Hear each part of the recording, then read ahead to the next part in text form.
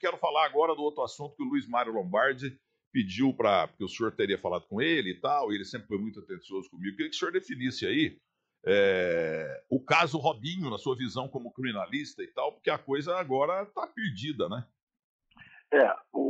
Você disse uma frase agora há pouco, dizendo que quando a decisão da justiça está dada, não tem mais jeito, tem que se cumprir.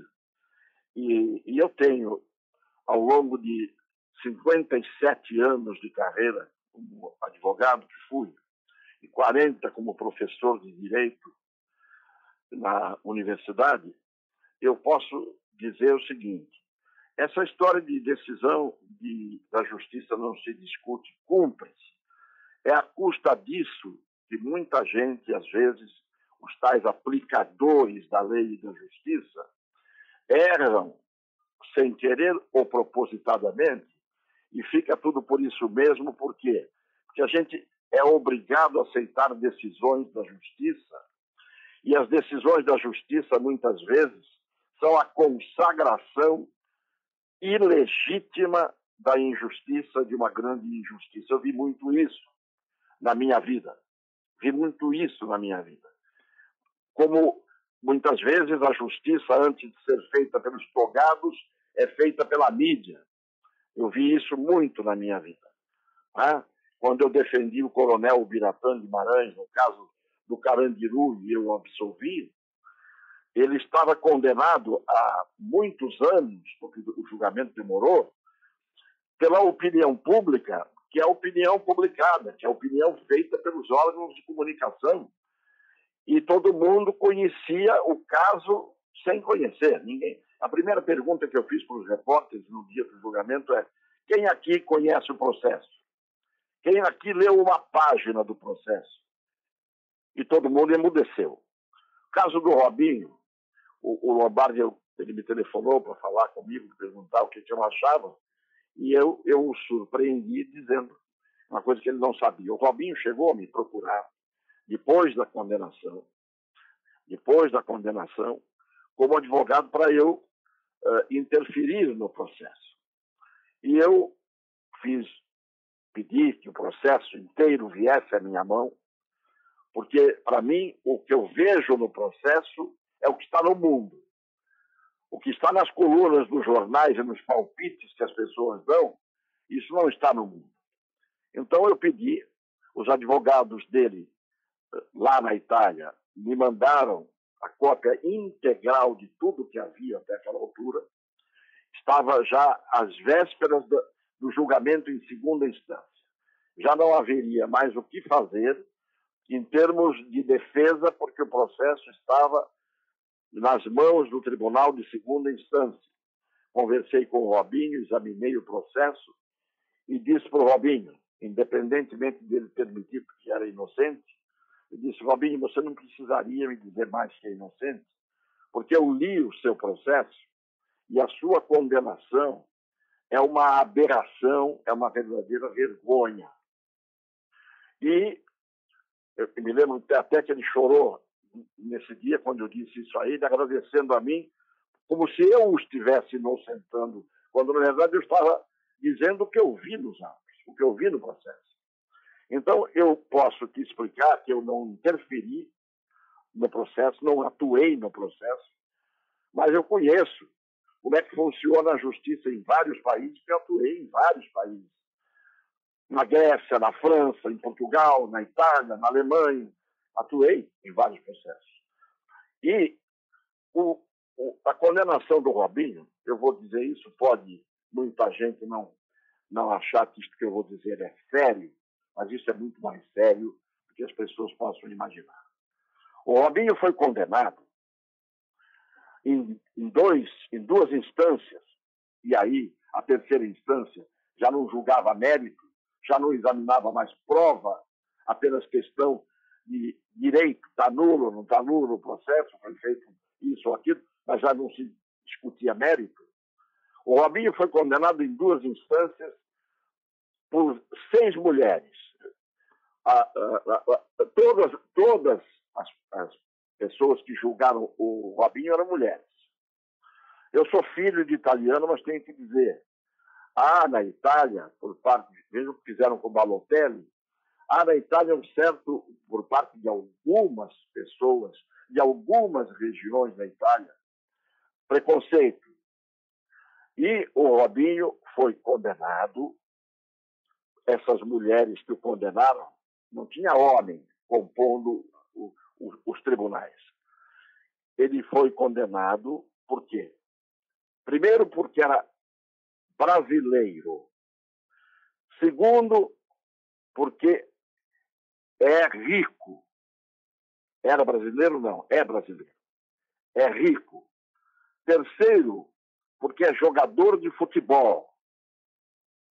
Terceiro, isto. Quarto, porque é famoso, mas principalmente porque é negro. A razão que fundamenta a sentença por trás daquilo que está escrito, mas as entrelinhas a gente não lê, mas eu li, o Robinho foi condenado por isso. Brasileiro, rico, jogador de futebol, famoso e negro. A sentença é uma vergonha. Ninguém conhece a história do caso do Robinho. E todo mundo amaldiçoando o Robinho, a mídia do Brasil amaldiçoando o Robinho. Eu quero saber qual foi o jornalista que saiu do Brasil, foi à Itália. Qual é o correspondente que pegou um advogado na Itália e disse: deixa a gente ver o processo. Ler o processo ou ler através de um advogado competente, que conheça direito italiano, que conheça a prova de processo. Ninguém fez isso. Todo mundo reproduz uma sentença que vem importada e acrescenta nisso tudo considerações subjetivas sobre o caráter do Robinho, sobre o comportamento do Robinho e assim por diante. A prova dos autos mostra como é que as coisas aconteceram. Ninguém sabe nada. A impressão é que o Robinho teria estuprado uma albanesa, uma jovem albanesa, dentro de um inferninho. Não é nada disso. Eu vou resumir em 2 palavras, se você me permitir. O Robinho estava acompanhado, inclusive, da mulher dele, de amigos, numa casa noturna de Milão, conceituada, e depois ele estava com amigos brasileiros, alguns moradores aqui em Santos. Eu não vou dar o nome deles, não vou dar, porque não vem ao caso, não vou expô-los, mas eu tenho o nome de todos eles, nome, sobrenome, endereço, idade, profissão, todo mundo, onde trabalham. E ele estava lá com esses amigos, e um desses amigos, ele já tinha sido conhecido por essa jovem albanesa, cujo nome ninguém quase disse, Mercedes Casazzi. Mercedes Casazzi, 23 anos de idade, do leste europeu, portanto, uma daquelas jovens que imigraram, né, para outros países da Europa Ocidental, né, que eram do leste europeu, e estava lá, ia lá se encontrar com esse grupo de vários brasileiros, porque o local chama-se Cio Café. É uma casa noturna de alto nível, tem música, etc, etc. E eles combinaram com elas, um deles, não vou dar o nome, e tem no processo, eu tenho aqui na tela do meu computador aberto aqui na minha frente agora, eu tenho e-mails, aliás, SMS, que naquela altura era SMS, que eles trocaram esse rapaz, que estava com esse grupo de brasileiros, ali era um lugar de brasileiros, e ela, quando fez a queixa, 5 meses depois do dia em que teria acontecido o tal estupro coletivo, em que ela acaba acusando 6, e o Robinho estaria, segundo ela, no meio disso, ela juntou Só entrou com a queixa 5 meses depois. Já não se explica uma pessoa que teria sido estuprada por 6 desconhecidos, não é? numa casa noturna, ela entraria no dia seguinte, passaria por exame de corpo de delito, iria ao Instituto Médico Legal. Estou falando aqui uma linguagem que nós conhecemos no Brasil. Pois bem, ela não fez nada disso. 5 meses depois, ela troca com esse que foi condenado junto com o Robinho, troca mensagens de WhatsApp. Que eu tenho aqui, ela juntou a foto das mensagens de WhatsApp, que evidentemente algumas mensagens, no dia em que ela chega ao lugar e ela disse que estava chegando, dizendo assim, a gente já está aqui. Em língua portuguesa, no SMS dela. Em língua portuguesa. Aí o rapaz responde, estamos chegando. A mulher do Robinho está com a gente. Fala com a gente quando ela for aqui. Quando ela for embora, ela vai ficar 1 hora mais ou menos aqui e tal. Aí ela responde, ok, está combinado. Você está fora agora? Mais tarde ela disse, depois de 1 hora e tanto. Aí eles combinam, elas se aproximam e vão para o camarote onde estavam eles, estava o Robinho e etc. Por que o Robinho ficou? O Robinho passou a noite, e é ela mesma quem diz, e ela já tinha conhecido o Robinho 2 anos antes, em 2 eventos, e conhecia esses, tanto que tinha celular, mandavam mensagens, ela simplesmente, ela mesma diz, o Robinho passou a noite inteira tocando com um conjunto brasileiro comandado pelo Jairo, que tocava nessa casa noturna, chique, de Milão, e o Robinho passou a noite inteira tocando, não estava se interessando nem com quem estava lá ou não estava lá. E ele alternava instrumentos de percussão, não sei se tocava também alguma outra coisa, isso dito por todo mundo. Até que no final da história, ela chegou junto com 2 amigas, moravam as 3 fora de Milão, chegaram 3 pessoas, ela e mais 2 amigas, uma boliviana de 29 anos, uma outra que era italiana de 23 e ela tinha 23. E foram todas as 3 lá. Elas avisaram o rapaz que tinham chegado, ele disse, olha, a esposa do Robinho está aqui, fica chato vocês virem aqui agora, aparecer 3 mulheres, porque eles estavam num grupo de vários rapazes brasileiros. E aí ela chega. E nisto ela começa a dançar, isso lá no processo, dança com um, flerta com outro, dançou com todos os rapazes que estavam ali, principalmente por esses 6 que ela acusou, e há prova testemunhal, inclusive, de que ela teria feito toques físicos, com cada um deles ali dançando, se revezando na dança com eles, de uma dança um pouco mais ousada, digamos assim. O Robinho não dançou com ela, não há nenhuma referência, ninguém diz nada. As amigas dela dizem que ela não ficou embriagada, que ela estava sóbria.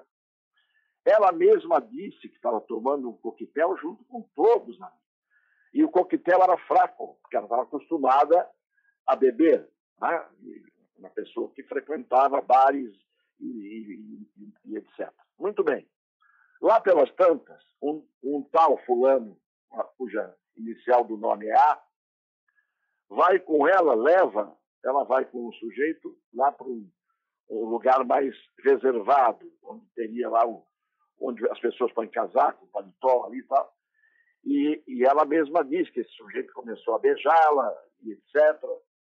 Bom, final da história, todo mundo sabe que ela não fez absolutamente nada contra a vontade dela. Tanto que ela deu a queixa 5 meses depois.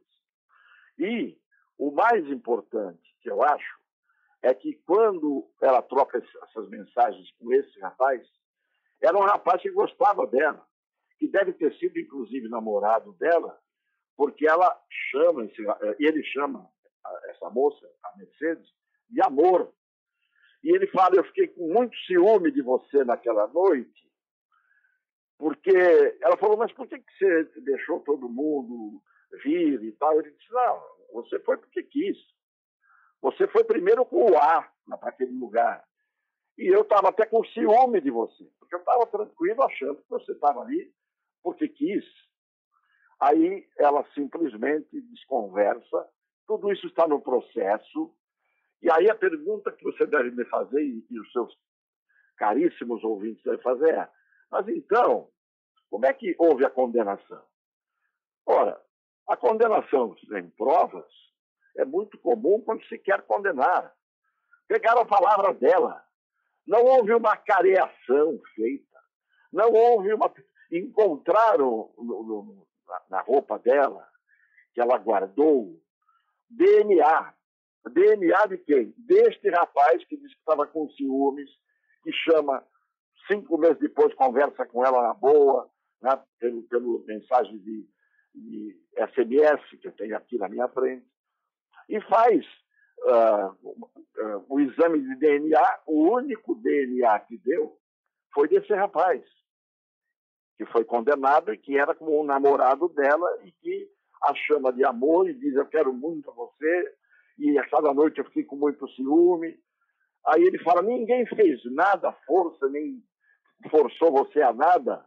Ele disse, você foi inclusive com o fulano primeiro para lá, depois você não reagiu, não mostrou que estava contrariada, você não fez nada disso. O que se supõe? Nesses 5 meses, provavelmente, deve ter havido uma tentativa de extorsão, de pedir dinheiro ao rico, famoso, né? E 5 meses depois ela entrou e o que prevaleceu foi a palavra dela. Ninguém investigou a vida dessa moça. Não há absolutamente no processo nem fotos do local, da casa noturna, da disposição em que ficavam as pessoas ali dentro, onde o fato teria acontecido, e assim por diante. Então, era o que a gente calculava. Não é? A sorte do Robinho, na minha opinião, ainda por cima pegou um advogado em primeira instância, que não era criminalista, que era um advogado empresarial, que aquela advogada dele, procuradora dele, a Marisa, indicou. Esse advogado não tinha nenhum tipo de experiência, porque a primeira coisa que você, como advogado, vai fazer é forçar a prova a vir à tona. Vamos fazer uma cariação. Vamos ouvir as outras 2 moças que estavam com ela, que não fazem nenhuma acusação a Robinho. E depois, o detalhe que pouca gente sabe. Quando ela saiu dali, saiu abraçada com este que foi condenado. Esse é público, então eu posso dar o nome dele, Ricardo Falco. Saiu com ele, foi no carro dele para uma outra boate para onde foi todo mundo. Saíram dali às 2 da manhã e ficaram até às 4 da manhã na outra boate. E ela junto. Então, quando eu estou falando com essa ênfase, é porque eu falo depois de ter lido e relido os autos, o processo, de ter visto o que está escrito e de ter visto que a prova, eu vi a sentença. A sentença não tem fundamentação praticamente nenhuma no sentido de alcançar o Robinho. Então foi uma coisa trágica. Ele foi mal defendido em primeira instância. Quando pegou os outros advogados, já estava na reta da segunda instância. Quando ele procurou, eu não podia fazer mais nada. E eu disse para ele, olha, você se prepara porque a cama está feita. Ah, não tenho dúvida nenhuma. Avisei. E posso dizer aqui para o Brasil inteiro que está nos ouvindo, o mundo está nos ouvindo. O Robinho foi vítima de uma injustiça, o processo foi pessimamente conduzido, nenhum juiz estava interessado, juíza, nenhuma, nem o Ministério Público de lá que é a procura, né? Procuratore Generale. Ninguém estava interessado em levar a prova adiante e, pura e simplesmente, está aí. Estragaram a vida de um rapaz por um fato que nunca aconteceu como crime jamais aconteceu, e tudo isso que eu acabei de dizer está nos autos. Quem tiver dúvida do que eu estou dizendo, pegue o processo, leia o processo, e aí depois tente desmentir o que eu estou dizendo. Eu não estou falando com base no ouvir e dizer. Eu gosto de ver os autos, de ter o processo, pôr a mão na massa. E isto é a verdade que eu tenho a transmitir de uma forma clara. E o senhor foi muito claro na sua opinião, e é um programa esportivo, mas envolve o Robinho, que aliás apareceu na televisão pela primeira vez na vida comigo, no terceiro tempo, entendeu? E como outros jogadores também, o próprio Neymar, no terceiro tempo da Band, foi a primeira vez, o Diego Ribas, e molecada, o Jô, o William, que está de volta ao Corinthians aí, lançou no meu programa o site dele. Mas esse programa não é debate, né? Mas eu já citei o meu advogado, Sergei Kovarbex, e você sabe que eu respeito muito o senhor, e aqui ninguém está querendo jogar um profissional contra o outro, mas o Dr. Sergei Kovarbex escreveu: dois gigantes em cena, Milton e Cassione. Cassione, um tribuno, mas ele não está gostando do seu discurso. Ele está dizendo que o Robinho participou de um estupro coletivo e confessou ao telefone. Pergunte para ele se o áudio do Robinho que confessa que estuprou a moça, isso foi fatal para a condenação. Milton. Pera. Uma parte do áudio, segundo o Sergei, diz: Jairo, eu te vi quando colocava o pênis dentro da boca dela. Eu, Robinho, isso não significa transar. E aí, doutor, mas o Guilherme, você tem alguma pergunta em cima disso, é isso? Não, eu ia falar justamente isso, né, Milton? A justiça italiana se baseou em gravações do próprio Robinho, admitindo que colocou o pênis ali na boca da mulher, enfim, e disse que isso não significa transar, mas é claro que isso é uma relação sexual. Essa gravação que o doutor Sergei se refere é de 2014. Pois não, doutor. Eu explico fácil isso. Eu em nenhum momento entrei em detalhes desse tipo, porque para não usar essas expressões. O que eu disse desde o começo é o seguinte: o Robinho e os rapazes não cometeram crime. E acabei de descrever aqui que as duas amigas dela não acusam nenhum deles de crime. E o próprio rapaz, que era quase namorado dela, que foi condenado, na troca de e-mails, não era e-mail, era SMS, esse rapaz diz que ficou com ciúme e diz: ninguém te fez mal, ninguém te forçou a nada. Você foi para lá primeiro, inclusive, com aquele camarada, que estava com a letra A, e depois ela continuou com eles, foi para outra casa noturna e assim por diante. Em nenhum momento eu disse que não houve atividade sexual, tanto que eu comecei dizendo que ela começou a dançar com todos, com um, depois com o outro, começou a tocá-los, isso antes. Então, eu deixar claro, as gravações que foram colocadas clandestinamente no carro de um e de outro, e gravações telefônicas, mostram todos eles claramente dizendo que não tinha havido nenhum tipo de ato sem consentimento. Isto é, vamos ser realistas. Uma coisa é você ter uma relação com uma pessoa. Uma coisa é você ter uma relação consentida. Uma coisa é você ter, eu não vou usar a palavra que começa com S, sexo grupal. Não é? Isto é uma coisa. Transformar isso 5 meses depois no ato de violência que caracterizaria crime, é aí que a justiça italiana desconsiderou a realidade. O fato criminoso não existiu. O fato em si pode existir. E, claro, ninguém iria duvidar de que ali houve, naquela noite, uma atividade sexual. A participação do Robinho, inclusive, dita pelo próprio Robinho, e ele disse isso, confessou isso no processo, ele disse, eu, pura e simplesmente, ela estava atrás de mim. Ela queria, inclusive, a mim, porque eu sou famoso. Mas depois os meus amigos que estavam com ela, tudo, e conheciam ela, todos conheciam. Portanto, o que o Serguei está falando, ele tem razão, ele trouxe um ingrediente que eu não quis colocar aqui, para não entrar em detalhes do que cada um fez ali, não é? E do que ela fez. Então eu não quis colocar, porque a palavra dela não se sustenta, ela cai em contradições brutais. E o Serguei sabe que quando uma vítima, que é vítima, fala 10 coisas diferentes, é evidente que a gente sabe muito bem quantas vítimas. Vamos dar um exemplo aqui. Quem é que acredita na história até hoje daquela senhorita que subiu no hotel em Nova York, no apartamento do Mike Tyson, a 1h da manhã, e depois disse que foi violentada? O mundo inteiro riu.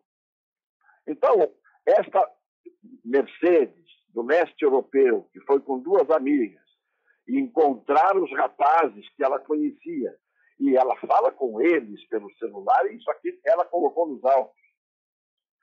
E depois que aconteceu, 5 meses depois, quando ela entrou com a queixa, esse rapaz volta a falar com ela pelo SMS, ela disse, eu não estou com raiva de ninguém, o que foi, foi. Se ela, depois disto, pode ter achado que ela errou, que ela não devia ter sido promíscua, que ela não devia ter se envolvido, é um problema, evidentemente, que a gente não pode adivinhar. E o Serguei sabe bem disso, embora bem mais moço que eu, que nos autos, vale o que está nos autos, a prova dos autos.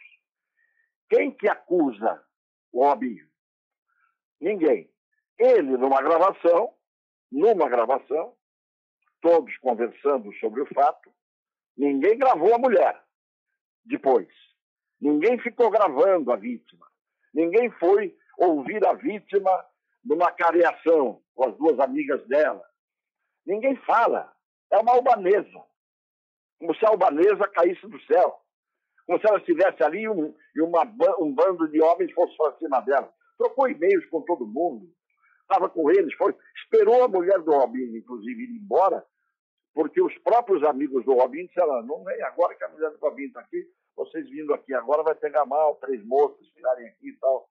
Então, essa história do estupro não existe, porque ela ainda foi para a outra casa noturna, numa SUV, numa SUV de um deles, e ficou lá até as 4 da manhã. E aí ela manda um SMS que ela juntou nos autos, dizendo para aquelas amigas, vem me buscar, eu estou aqui na rua Serpione, na outra casa noturna. E as outras amigas foram buscá-la. Então, a condenação criminal só pode existir quando existem provas incontroversas. Ninguém pode ser condenado criminalmente com uma prova dúbia, contraditória, absolutamente contraditória, sem peso para condenar alguém. Tanto que a sentença não tem fundamentação. E eu convido o meu querido amigo Serguei, filho da minha querida Zulaê, que venha a hora que quiser, está à disposição dele o processo. E eu tenho certeza absoluta, como grande advogado criminal que ele é, como era a mãe dele, e ainda hoje, se quiser, ainda dá banho em muita gente, a Zulaê, ele lendo aqui o processo, ele vai dizer como é que pode ter tido uma condenação contra o Robinho. Porque aí ele vai ver o conjunto da obra, ele não vai ver uma gravação que mata, até o contrário, mata a prova dela. Ela não tem absolutamente prova nenhuma do que aconteceu e infelizmente, a justiça funciona às vezes assim. Por muito menos, uma pessoa às vezes é condenada e por muito mais uma pessoa às vezes é absolvida e às vezes um país inteiro não entende como é que isso aconteceu. Doutor, só um minuto, porque eu me coloco aqui na condição de juiz de direito dos pobres, né? Eu sou ignorante jurídico, mas eu estou ouvindo lados, entendeu? Do grande Cassione, grande jurista, e o Sergei Kovarbeck, que coincidentemente é meu advogado, aliás, devia ser meu advogado se eu não fosse muito burro, já uns 30, 40 anos atrás. E ele tá na linha. Então eu distribuo o jogo aqui. Eu sou apenas um juiz de direito dos pobres, só ouvir os lados. Doutor Sergei, por favor, tá aí o doutor Cassione, seu colega aí, nesse assunto.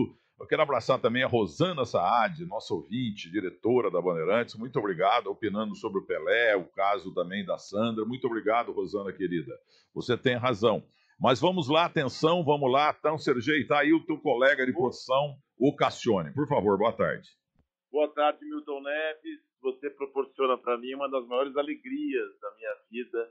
Eu nunca tive a oportunidade de fazer um júri ao vivo com o grande mestre da advocacia, Vicente Cassione.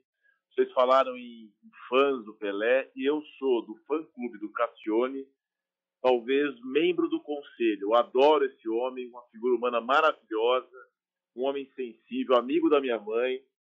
Tive a oportunidade de trabalhar junto com ele na OAB, nas prerrogativas.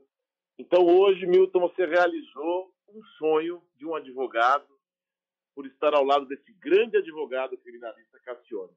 Agora, o fato de eu não concordar com ele... Sergei, vou te interromper, Sergei. Só para te agradecer, porque quando a gente chega a uma certa idade, a gente ouvir de um moço brilhante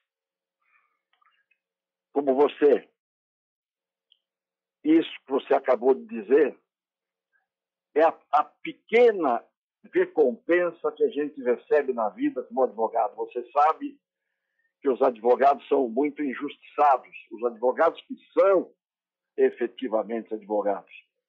Não somos reconhecidos. E você, que é de uma outra geração, que é uma pessoa que eu admiro, que é uma pessoa que eu amo, porque a minha amizade com a Zulaê é de 40, 50 anos e, portanto, eu vi você menino. Hoje você é uma das marcas sólidas da advocacia no Brasil. Tem um cliente, e aí eu tenho inveja de você, uma inveja benigna, uma inveja amorosa. Tenho inveja de você ser o advogado do Milton, mas ele não poderia estar em melhores mãos. E eu digo que, para interromper você, era só para agradecer. Então, e agora, você fala o que quiser, por favor. Eu acho assim, você sabe... Com a palavra, o outro advogado, assinado o juiz de direito Milton Neves. Você está fazendo uma mediação maravilhosa. O Cassione, você sabe o quanto a ética é importante. Então, eu não tenho conhecimento dos autos que você tem. Eu não posso fazer uma análise mais detalhada, mas eu achei muito interessante esse debate, porque vai ser enriquecedor para o ouvinte da Rádio Bandeirantes. A pessoa que está ouvindo vai falar, nossa, um advogado como o Cassione, entra um outro advogado e dá uma outra visão. Eu só queria falar para você primeiro uma coisa. São poucos advogados criminalistas que ocupam um panteão da oratória como você. Isso todo mundo sabe, o Brasil inteiro reconhece isso, então parabéns, eu sou seu fã mesmo. São poucos advogados criminalistas que conseguem alcançar e juntar a técnica com a emoção. Eu queria dar uma contribuição para o seu debate, o seguinte: o mundo mudou, viu, Cassione? Muitas vezes os homens não entendem muito bem o que é não da mulher. E, independente do caso do Robinho, você citou o caso do Mike Tyson. O Mike Tyson, ele foi condenado porque, segundo a prostituta, ela que se recusou a ter relação sexual com ele, que ele começou a ficar muito agressivo, bêbado e drogado. E todas as provas chegaram nessa conclusão. Agora, o que aconteceu realmente naquele quarto, a gente não tem como saber. Não tinha câmera, não tinha nada. Mas ele foi condenado. E pode acontecer opinião, é de alguém e não querer ter a relação. É por isso que a legislação evoluiu tanto, para que a gente pudesse ter a consideração. Ora, você quer a maior constatação de um estupro de um marido com uma mulher? Se o marido tiver uma relação forçada com a mulher, ele está estuprando. Não importa que ela tenha obrigações conjugais. Então, esse caso do Robinho é muito complicado, é muito difícil, mas como diz o Milton Neves, os parças, né? E eu acho que ele acabou se condenando, e você, como você sabe, às vezes um detalhe numa prova, ela é tal. Fora no cotejo de todas as provas, possa ser algo que não seja tão relevante como você defendeu brilhantemente, aí vários detalhes, esse áudio foi determinante para que ele fosse condenado, uma vez que ele confessa, colocou o órgão genital na boca. Sergei, eu vou dizer a você, eu agradeço você ter entrado e ao Milton Neves essa oportunidade, porque você trouxe uma grande contribuição a meu favor neste momento, porque você não pode deixar de ser, e não consegue, não conseguiria deixar de ser o advogado brilhante que você é. E como você é um advogado brilhante, você trouxe um fato humano, um fato que pode acontecer. Uma prostituta pode, sim, subir a 1h da manhã no quarto do Mike Tyson apenas para ouvir música e para conversar. Pode. Um fato humano. Não, mas eu sei, eu entendo a sua ironia, Cassione, mas aí ela não vai. Eu vou terminar só esse raciocínio. Pode acontecer? Pode. O marido pode estuprar uma mulher? Ela pode desistir. Ela pode desistir. E aí então, eu vou chegar para concluir meu raciocínio dizendo o seguinte. Uma mulher pode ser estuprada pelo marido? Pode. Aquela prostituta pode ter recusado o Mike Tyson? Pode. O Robinho, na gravação, pode ter dito isso que nós falamos já aqui. Tudo isso pode ter acontecido. Qual é a diferença? Aí entra o Sergei, advogado, contratado para defender o Mike Tyson, ou o Robinho, ou qualquer um daqueles que brilhantemente você defendeu. A primeira coisa que você ia exigir para que condenassem o seu cliente eram provas de que houve o quê? Para que haja estupro, é preciso que haja, primeiro, recusa, resistência por parte da mulher. Segundo, violência ou grave ameaça por parte do homem. Se esta prova não existe, e ao contrário, tudo demonstra que ela não resistiu a ninguém, que ela provocou a situação, que ela se dirigiu para o local aonde foi primeiro com um e depois aceitou os outros. Mas você pode só... se ela não resistiu e não houve violência, me deu uma parte até para não houve violência, não há crime. Me dê uma parte, por gentileza, Cassione, até para você poder defender melhor o Robinho. A acusação que recai sobre ele, que virou condenação, é de que ele tenha feito sexo quando ela não possui discernimento, porque ela estava bêbada, alcoolizada, drogada. É outra coisa que eu convido você a ver os autos, e você vai ver que as duas amigas dela dizem o tempo todo que ela estava absolutamente sóbria. Ela diz no depoimento dela que o coquetel era leve e ela tem uma lucidez para dar detalhes de tudo, só que cada vez ela dava detalhes de uma maneira. E ela mesma disse, eu estava sóbria. Num determinado momento, provavelmente, o advogado dela começou a dizer que ela provavelmente teria ingerido alguma droga. O processo é de uma aridez probatória impressionante. Então, ela não estava bêbada, E ela mesma reconhece as amigas íntimas dela que chegaram com ela e vieram da outra cidade com ela, se depuseram nos autos, disseram em nenhum momento ela mostrou que estava embriagada. Era uma mulher experiente da noite, apesar dos 23 anos. Não é? Então, não houve absolutamente prova de embriaguez. Não houve prova de dosagem alcoólica, já nem vou dizer. Mas não houve prova pelas amigas dela e pela palavra dela. Então, quando a própria vítima diz que não estava bêbada, que estava sóbria, e quando a vítima mostra, pela narrativa que faz, ela escreve no WhatsApp não, naquela altura era SMS, ela escreve aqui, eu vou mostrar lá, quer ver? Enquanto você pega aí, deixa eu falar uma coisa, Cassione, obrigado, viu? Você mencionou a palavra da vítima, que é muito importante. Você, como grande advogado, sabe que a palavra do réu é a rainha das provas, né? Quer dizer, isso que eu falei que o Milton Neves fala sempre, que os parças, essa coisa. Você há de convir comigo que as conversas que o Robinho manteve depois, se ilegais ou não nos autos, se foram obtidas de maneira certa ou não, isso é outra coisa. Você há de convir comigo que isso foi, sim, determinante. Porque, inclusive, em uma dessas conversas, que eles ficam contando vantagem um para o outro, quer dizer, se eles não tivessem nem falado sobre isso, um deles fala, ela não sabe nem o que estava acontecendo. Ela não sabe nem quem eram as pessoas que estavam lá. Ou seja, esse áudio, essas conversas gravadas entre o Robinho e os seus amigos, né? Que é amigo, né? Isso aí é uma gangue.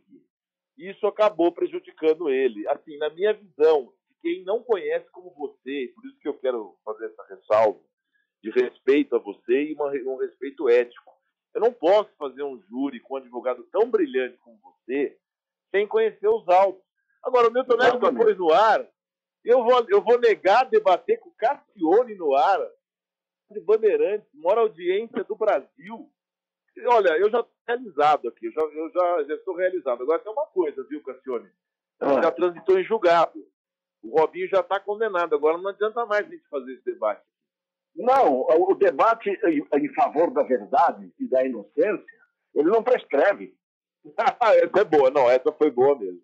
Não, mas não prescreve. Você não pode, você tem que, até depois de post-mortem, depois da morte, você tem que ressuscitar a memória e dar a dignidade a quem a perdeu pela infâmia.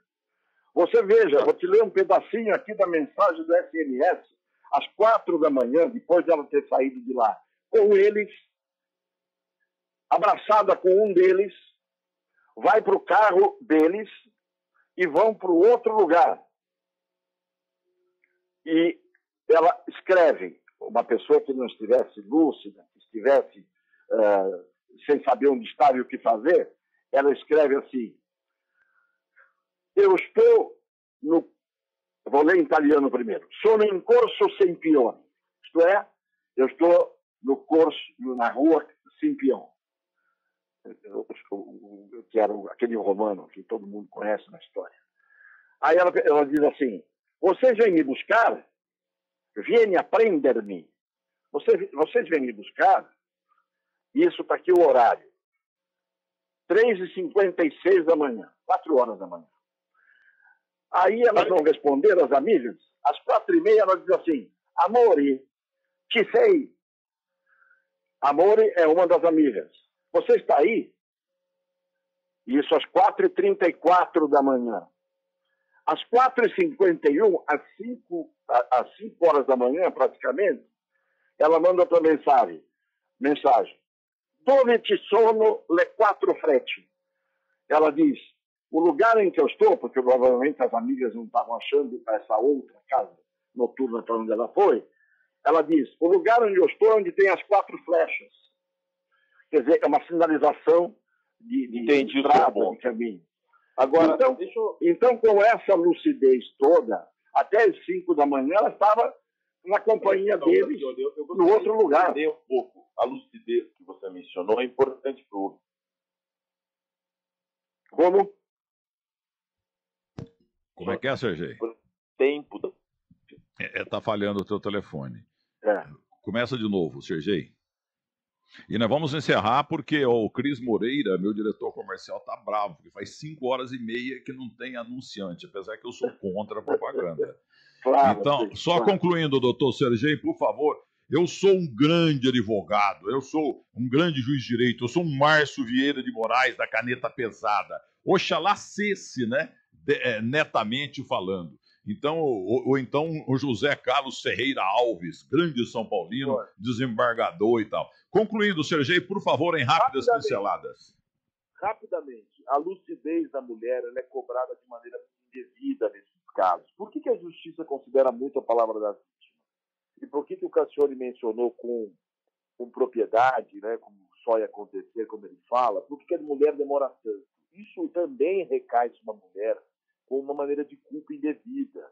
Muitas vezes a mulher tem medo que ninguém acredite nelas, demora para processar um estupro, se sente culpada, sente vergonha. Então não é essa história de dizer assim, a mulher demorou uma semana, demorou um mês, imagina, se fosse estupro mesmo, tipo 5 meses. Um dia. Não é assim que funciona. E o homem precisa aprender de uma vez por todas que não é não. Tem muito menino por aí cometendo estupro e não sabe ainda. Tem muito pai e mãe que não sabe educar filho para lidar com a mulher brasileira. Precisa entender a rejeição. Tem projetos nesse sentido. Então, Cassiano, eu estou usando o caso do Robinho, eu estou usando, com todo respeito a você, para poder trazer o assunto de maneira mais ampla, tá? Eu não tenho condição de fazer as afirmações com relação à culpa total de todo o caso, mas eu agradeço muito o debate, achei que foi muito legal e foi muito especial para mim debater com você aqui ao vivo. Obrigado. Uma faculdade, uma aula de direito, né, aqui ao vivo na Rádio Bandeirantes.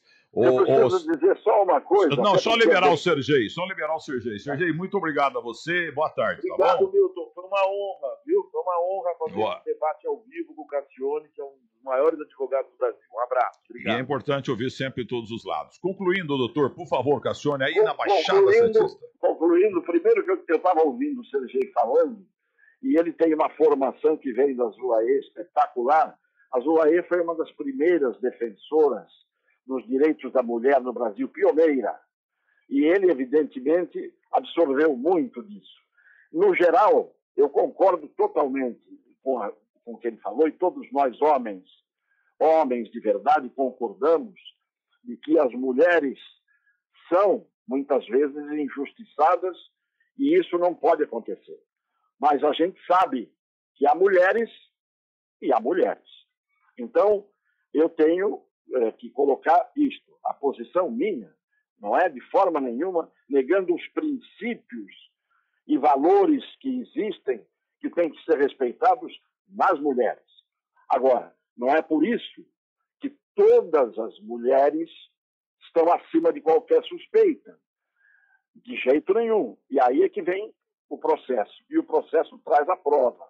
E a prova mostra uma outra realidade. Eu quero terminar dizendo que eu não faço a defesa do Robinho pura e simplesmente à toa. Porque do mesmo jeito que as mulheres sofrem muitas vezes preconceito, o negro, o brasileiro, jogador de futebol, assediado por muitas e muitas e muitas Maria Chuteiras, acabam depois sendo extorquidos, pressionados e assim por diante. Então, ninguém, e nem o Robinho negou, ninguém nega que naquela noite houve sexo.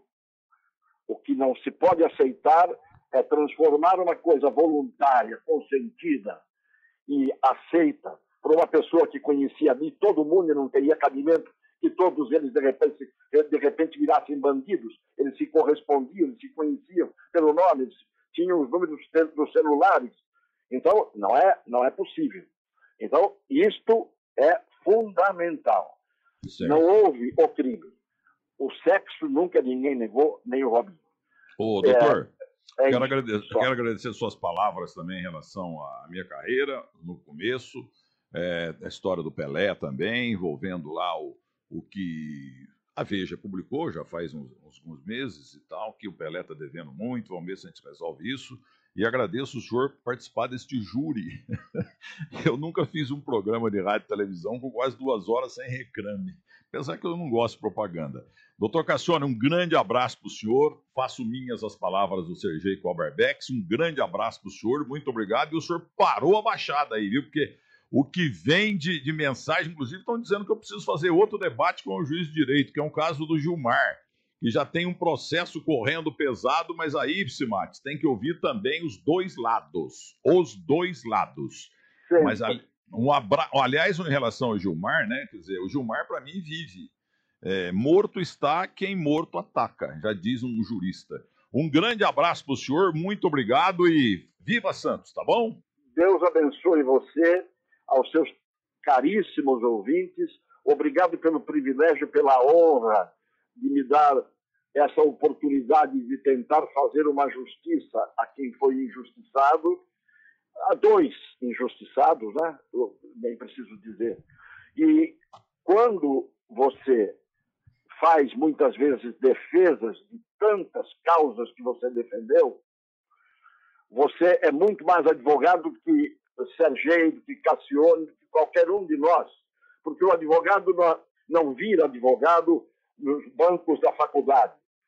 O advogado está dentro do coração de cada um que luta pela justiça, pelo direito, acima de qualquer coisa. É nosso dever e nossa obrigação. Muito obrigado. Beijo no seu coração. Obrigado, doutor Vicente Cassione. Viva o seu pai lá no céu, que narrou muito futebol também. Muito obrigado, hein?